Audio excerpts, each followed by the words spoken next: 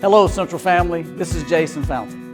I would like to invite the community of Central to come out and tour the new Central Community School System Administrative Building on Monday, April 17th from 5 to 6 p.m.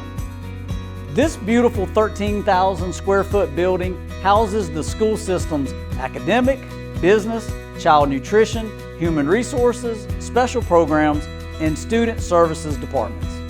The public areas contain a spacious lobby and a board meeting room.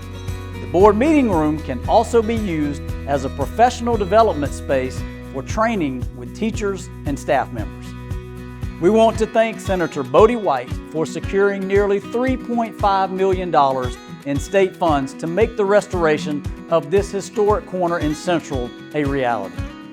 This building belongs to the citizens of Central, and we want you to stop by and look around. We continue to pursue our goal of creating a world-class school system for the children of Central. Please make your plans to join us on Monday, April 17th from 5 to 6.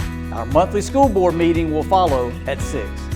Remember, it's a great day to be a Wildcat.